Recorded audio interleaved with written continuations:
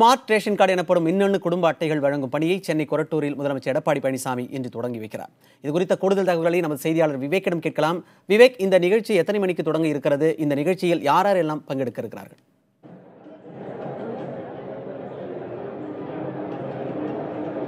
மணிமாறன், இன்றைக்கு காலை 11 மணிக்கு முதலமைச்சர் எடப்பாடி பழனிசாமி அவர்கள் ரேஷன் அட்டைகளுக்கு பதிலாக மின்னணு குடும்ப அட்டைகள், அதாவது ஸ்மார்ட் அட்டைகளை வழங்கக்கூடிய திட்டத்தை தொடங்கி வைக்க இருக்கிறார்.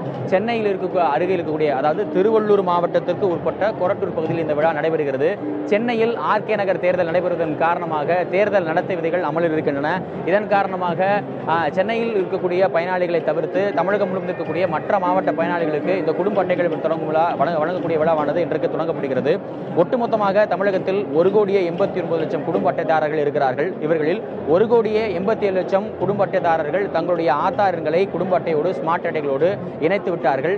இவற்றிலே 1,70,00,000 பேர் தங்களுடைய கைபேசி எண்ணையும் அவற்றிலே இணைத்திருக்கிறார்கள்.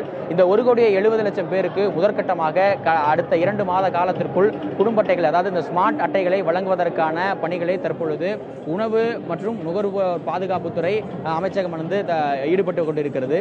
இவற்றிலே இன்றைக்கு 15,00,000 அட்டைகள் தமிழகம் முழுவதும் இருக்கக்கூடிய பல்வேறு பகுதிகளுக்கு அனுப்பி வைக்கப்பட்டுள்ளன.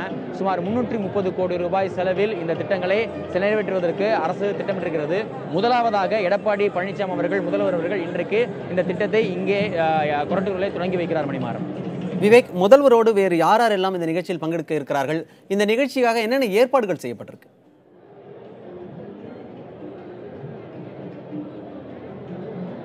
இங்கே கொரட்டூரை பொறுத்தவரைக்கும் பார்த்தீர்கள் என்றால், இங்கே ஒரு தனியார் கட்டிடத்தில் இந்த விழா நடைபெற்றுக் கொண்டிருக்கிறது. அமைச்சர்கள் உள்ளிட்ட துறை அதிகாரிகள் பல்வேறு தரப்பிலும் இங்கே பங்கேற்றுக் கொண்டிருக்கிறார்கள். இது மட்டுமல்லாது இந்த ஸ்மார்ட் கார்டு திட்டத்தை எப்படியெல்லாம் பயன்படுத்துவது, அவற்றில் இருக்கக்கூடிய சந்தேகங்கள் ஆகியவற்றை கொடுத்த விளக்க கூட்டங்களும் தற்பொழுது இங்கே நடைபெற்றுக் கொண்டிருக்கின்றன.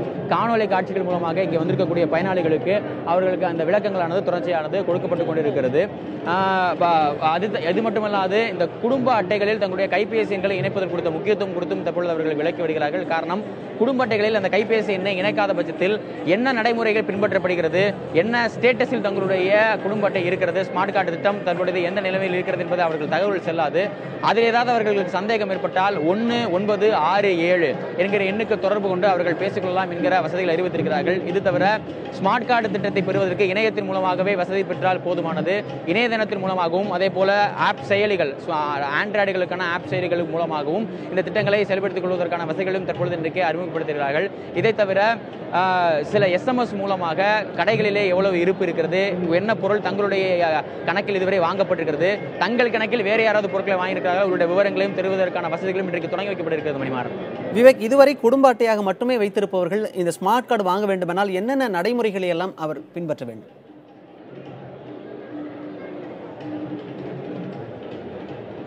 அவர்களுக்கு எளிமையான நடைமுறைகளை பின்பற்றுவதற்கான வசதிகள் தான் செய்து கொடுத்திருக்கிறார்கள். குறிப்பாக சொல்ல வேண்டும் என்றால், இணையதளத்தின் மூலமாகவே புதிதாக இந்த குடும்ப அட்டைதாரர்கள் யாராவது இந்த ஸ்மார்ட் கார்டு திட்டத்தை வாங்க வேண்டும் என்றால் இணையதளத்தின் மூலமாகவே அவர்கள் இதை பெறுவதற்கான வசதிகளை தான் செய்து கொள்ள வேண்டும்.